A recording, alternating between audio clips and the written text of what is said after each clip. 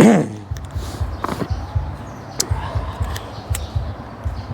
ราบทักทายสบายดีพี่น้องสบายดีสวัสดีเด้อบรรสุขุสุคนสบายดีพอหักไม่หักปู่ย่าบ่เฒ่าไม่เฒ่าลุงป้าเอาอาหมู่เพื่อนน้องบรรสุขุสุคนเราพ่อกับตุสิทธิ์พี่น้องเลยช่วงเช้ามีโอกาสได้ถ่ายคลิปมื้อนี้เพราะว่าอ้ายผู้ที่ว่าเพิ่นเป็นตำรวจเพิ่นพักเวียกเพิ่นมาซอยเนาะที่ว่าได้หายใจหายคอลูกค้าหลายเต็มห้องสีหน้าห้องสีเต็มเลยทุกคนเลยเนาะเรียบร้อยพี่น้องเลยอ่ะกลับมาเข้าเรื่องมะนาวรถบ่ศีรษะบ่ตรงๆซะเนาะเรียบร้อย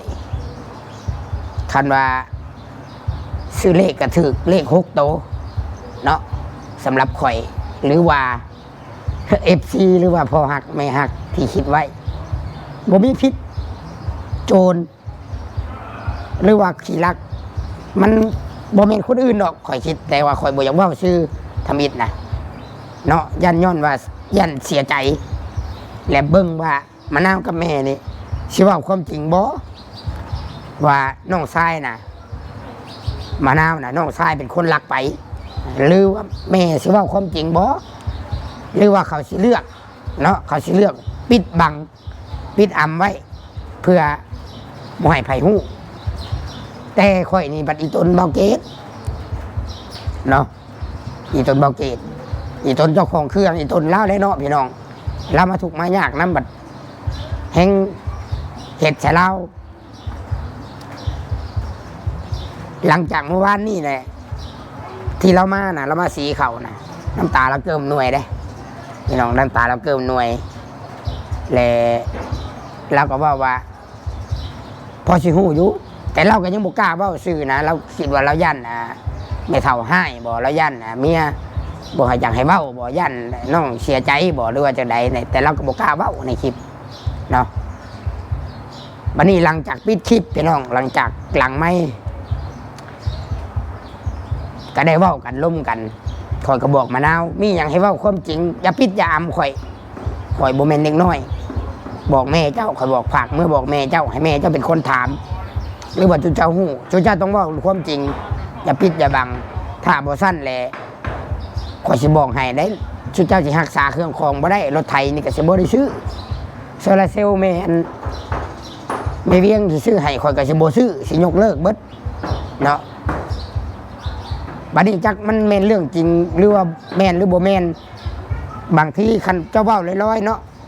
คิดอีกมุมนึงเนี่ยเจ้าเว้ารวมหัวกันเพื่อจะให้ผู้ใหญ่อีต้นเอาว่าเครื่องคองเสียคนอยู่นำกัน4 คนเป็นยังสิบ่จักเครื่องคองเสียเอาหรือว่าชุเจ้าเอาไปขายหรือว่าเครื่องคองมันบ่ได้มีแท้แต่ชุเจ้าเว้าเพื่อจะให้สงสารบ่ข่อยก็เว้าเบิดแต่ว่าข่อยสังเกตแต่ว่าเบาเกตนี่พอมะนาวนี่เราจริงใจนะเราก็ตั้งมุกตั้งใจแต่พี่น้องส่วนเรื่องคือที่ผ่านมาเรื่องนั้นที่ว่าเราเฮ็ดผิดพลาดที่ผ่านมามันก็บ่ได้ว่านักหนาดอกแต่อันนี้คือสังเกตเบิ่งเราแล้วก็เบิ่งหน้าตาแล้วก็เว้าจริงจังข่อยว่าเราบ่ตัวดอกว่าสิแม่นเฮียอีหลีแหละน้ำตาแล้วก็เกิมหน่วยแล้วก็จนไหพุ่นแหละพี่น้องข่อยก็ภาคบอกมะนาวได้จำรถมะนาวมันยังลกเล็กคือสิแบบว่าบ่อยาก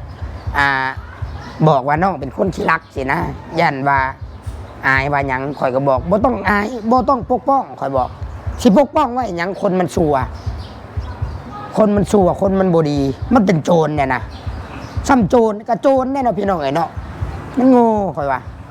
ถ้ามันบ่โง่มันก็บ่รักคนเฮานะมันโง่แหละคนโง่บ่ล่ะคนขี้รักนะ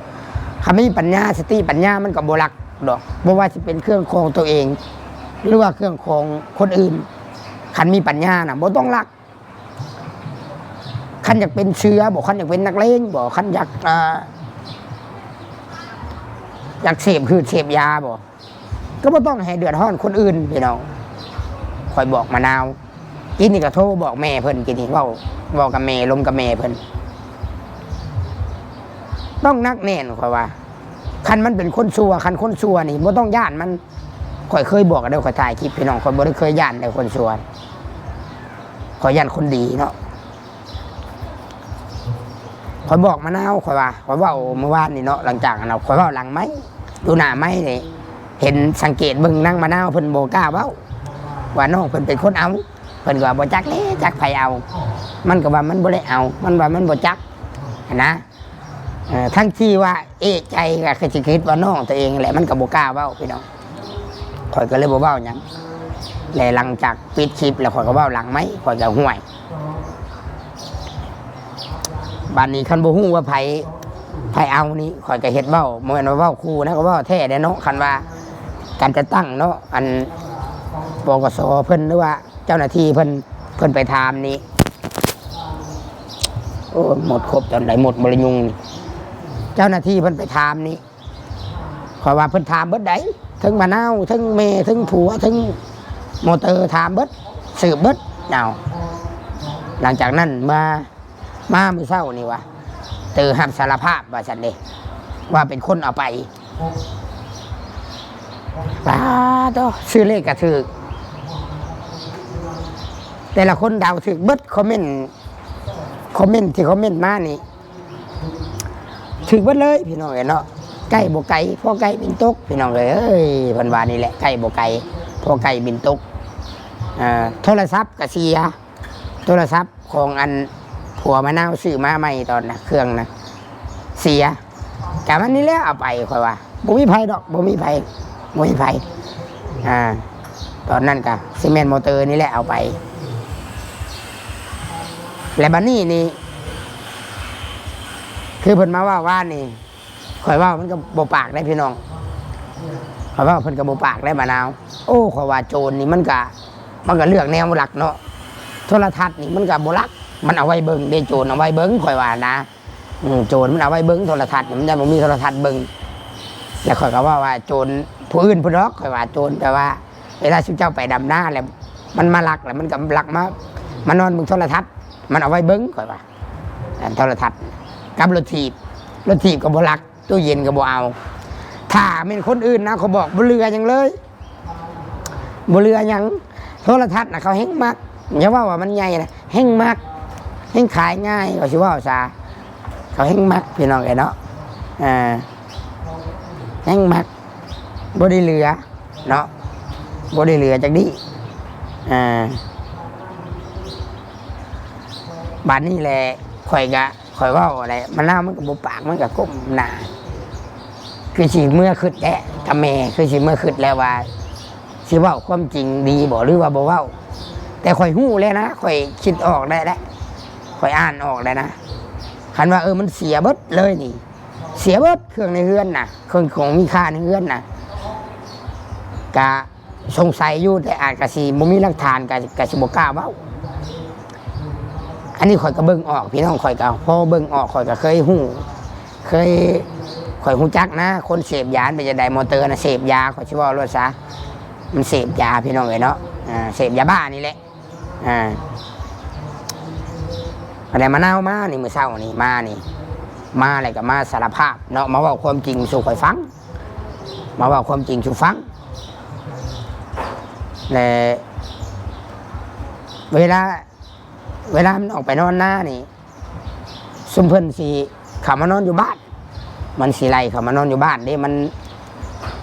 สูบยาสูบหยังบ่สะดวกเนาะแต่มาอยู่เฮือนเป็นมีแม่สินะแต่ซุมเพิ่นเข้ามานอนบ้านมันแล้วสิว่าไม่บัดนี้พี่น้องข่อยสิเอิ้นแม่เพิ่นว่าข่อยโทรบอกแหละข่อยโทรบอกแม่เพิ่นกินนี่เรื่องราวมันเป็นจังได๋ข่อยก็ยังบ่เชื่อมะนาวคักเลยพังจากปากแม่เพิ่นก็ว่าแม่นมันว่ามันเอาไปขายอยู่บ้านอื่นพวกไปแลกยามาบอกและข่อยเจ้านายเพิ่นมาอาจจะเป็นรอบเที่ยงแหละเพิ่นมาเนาะเดี๋ยวนี้นี่เงินแม่เวียงนี่โอนมาแล้วแม่เวียงสิซื้อโซล่าเซลล์ให้กับกระถางน้ำให้เพิ่นโอนมาเรียบร้อยแต่ว่าข่อยยังบ่ได้ซื้อข่อยสิถามแม่เพิ่นกับมะนาวกับเบ้าเกตแต่สิบ่ถามดอกมอเตอร์บ่ถามมันเนาะอันสิถามผู้แม่นี่ว่าเราฮู้สึกจะไดบัดนี้เราฮู้สึกจะไดเราสิเฮ็ดจะไดเนาะ เราสิเอาจะใดกับลูกชายเราสิมีความรับผิดชอบจะใดเราสิเฮ็ดจะใดบ้านเมืองก็มีกฎหมายพี่น้องถ้าว่าเราอ้างว่าบอกมันบ่ได้บอกมันบ่ฟังมันใหญ่แล้วบอกมันหลายมันก็สิตีทหารมีกองร้อนมีมาหาเพิ่นไปเหยียบคอฮอดเฮือนเนาะเพิ่นไปนำเหยียบคอเอาฮอดเฮือนด้วยเพิ่นบ่ได้ย่านเจ้าจักดิถ่ายปืนมันพังเนาะแหละพี่น้องเอ้ยเนาะฝ่ามือมันใส่อยู่แล้วคันว่าอยากสู้หรือว่าคัดคืนกันเนาะแล้วมะนาวก็ได้นั่งร่มกับพ่อข่อยเป็นปกสเด้เป็นหัวหน้าเป็นป้องกันบ้านนะพี่น้องเป็นหัวหน้าปกสนะมีแต่เราบอกว่าให้แม่มันบอกให้มันเอามาคืนให้เอามาคืนเขาเอามาคืนพี่อ้ายเนาะเอามาคืนผัวน้องมะนาวหันรับผิดชอบแล้วว่าเอามาคืนในเบิดเอาอย่างไปคันว่าบ่เอามาคืนหรือว่าบ่รับผิดชอบว่าแม่นเพิ่นก็สิจับสืบสวนเอาเข้าไปคุกคันบ่รับสารภาพคันปกป้องเอากันค่ะคันมันปกป้องคนที่ร่วมขบวนการนั้นมันนะพี่น้องเพิ่นก็สิจับไปใส่คุกผู้แหละตายมันตายบาดนี้เนาะเอาแพงสำใดก็ช่วยบ่ได้ดอกแม่บาดนี้แม่กับเอื้อยแพงสำใดก็ได้ไปกินข้าวรัฐบาลแล้วบาดนี้แต่ถ้าหากว่ามันรับสารภาพมันให้ข้อมูลที่ว่าให้ข้อมูลที่ว่ามีประโยชน์แก่เจ้าหน้าที่เนาะไปเอาคืนมาเห็นบทบันทึกห้ามเฮ็ดอีกมีภายในห่วงกระบวนการมันเอาไปกับไผมันเอาไปขายอยู่ไสไปนำเอามาคืนเพิ่นก็สิซักทอดเพิ่นก็สิสืบดอกมันเอาน้ำไผยาบัดนี้เรียบร้อย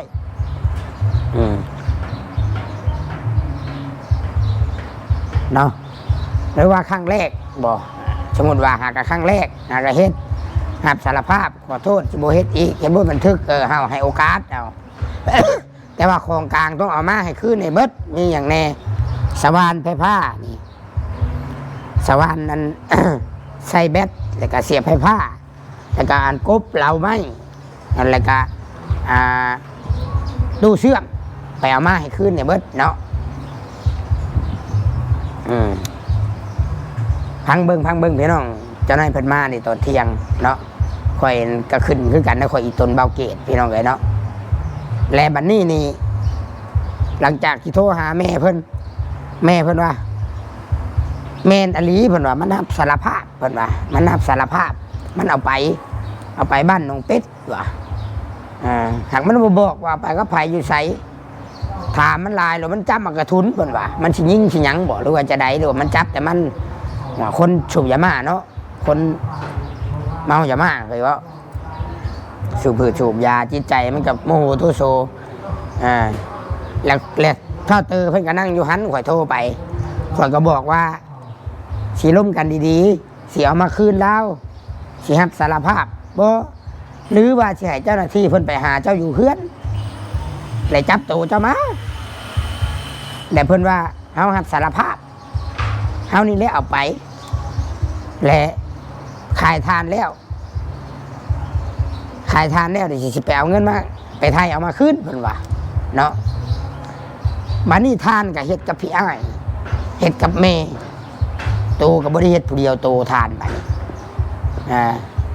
แต่ว่ากระจอกคักพี่น้องเอ้ยเนาะคำว่าโจรกระจอกนะอันนี้นะเนาะแบบว่าอันนี้แหละเพิ่นว่าสูบหืดสูบยากินหืดกินยาเดือดร้อนผู้อื่นเพิ่นว่าเนาะ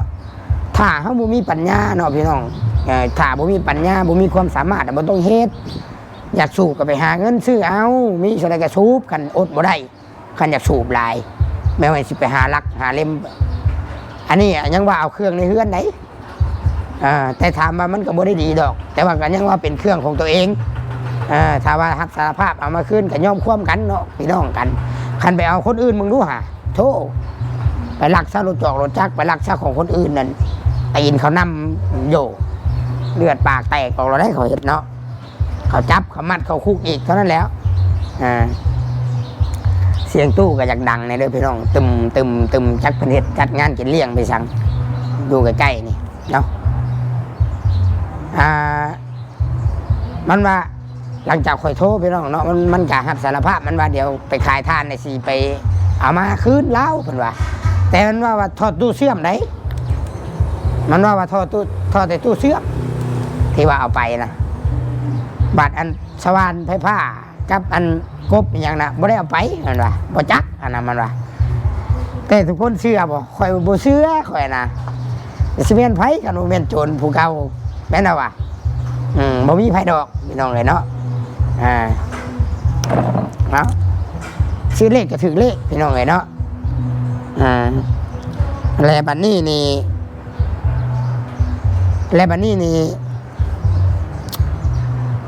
ผู้ใหญ่พนุข่าวเนาะพอหักผู้ที่เพิ่นฝากเงินมาสิซื้อรถไถให้มันเหลืออีก10,000 ปลายนี่พี่น้องรถไถนี่เพิ่นก็ได้ว่า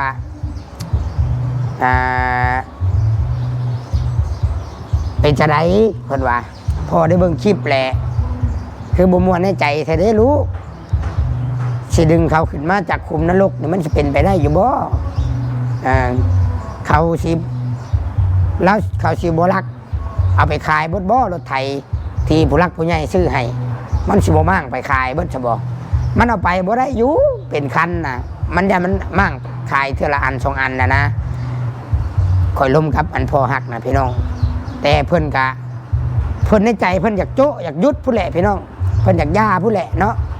และเพิ่นก็มอบให้ข่อยเป็นคนตัดสินใจข่อยก็ยังคิดอยู่เดี๋ยวนี้เนาะพอเพิ่นให้ข่อยเป็นคนตัดสินใจบัดนี้เนาะและบัดนี้มาคิดว่าถ้าเฮาสิตัดสินแบบนั้นเนาะกับบ่ติเพิ่นเนาะบ่ติพ่อเพิ่นได้ทั้งที่เฮาอยากซอยนี่คืออันว่าทุกข์แหละนะว่าง่ายทุกข์เลยคือซ้ำมันเป็นคนชั่วอีกข่อยก็เคยเว้าหลายเทื่ออยู่ทุกข์ก็ตามเนาะมีน้อยก็กินน้อยมีหลายก็อันประหยัดกินกันแค่นั้นมันจะเป็นคนชั่วเนาะตั้งมุตั้งใจเพิ่นก็คือสิเสียมุกเสียใจเนาะแต่ว่ามันคือกลับกันบัดนี้เนาะเรื่องของมันนะมันอยากชั่วยามันบัดนี้เนาะบ่เจอบ่ใ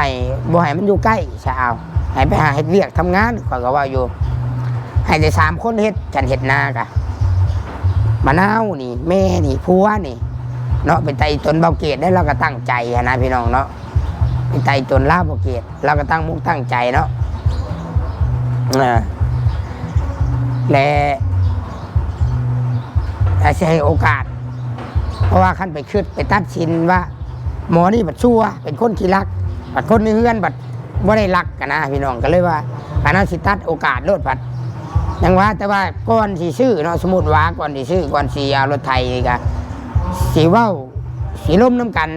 ล้มน้ำแม่เพิ่นอีกเท่านึงนี่แหละโทรเพิ่นมานี่โทรพวกเพิ่นมานี่นะพี่น้องเนาะสีมีแนวว่าแนวถามกันอีกคักอีกเท่านึงนี่นะเนาะแลเบิ่งว่าเราสีเอาจะไรกับลูกเราเนาะแต่สำหรับข่อยแล้วเรื่องรถไถคิดว่าอาจจะให้โอกาสแต่ก็สิมีอันนั้นพี่น้องถ้าว่าหู้ว่าเครื่องของรถไถเสียหรือว่าภัยลักข่อยสิจัดการเนาะพี่น้องเนาะเอาไปเพิ่นไปจับแล้วรถไถข่อยสิใส่ชื่อข่อยแต่ให้มะนาวใส่รถกับผัวใส่สบายแล้วก็บ่ได้เอามาจอดอยู่เพื่อนข่อยให้แต่ว่าข่อยใส่ชื่อข่อยท้าเป็นอย่างมาโบคักโบเน่เนาะผู้ใหญ่ได้เพิ่นบอกอันนี้บ่แม่นความคิดของเด้อผู้ใหญ่บอกว่าก่อนจะได้สิมีดราม่าคนที่ว่าสั่งข่อยมันสิว่าข่อยอยากได้นะข่อยบ่อยากได้ดอกรถข่อยก็มีคันบักใหญ่เนาะ และถ้าว่าแม่มะนาวหรือผัวสร้างความวุ่นวายสร้างความร้อนหรือจะใดอนาคตโบคักโบเน่แม่นว่าเจ้าก็อาจจะเบิดสิทธิ์คือกันพี่น้อง เนาะโอเคถามรุ่นถามมาพังความจริงจากปากแม่มะนาวกับมะนาวอีกเทื่อหนึ่งว่าเรื่องของเท่าเตอนี่มันเป็นอย่างไรกันแท้พี่น้องสำหรับคลิปนี้ตุสิจะสิได้ขอตัวจบคลิปหรือว่าลาไปพี่น้องไปก่อนนะพี่น้องเด้อกะสิได้กล่าวคำว่าสบายดีพี่น้อง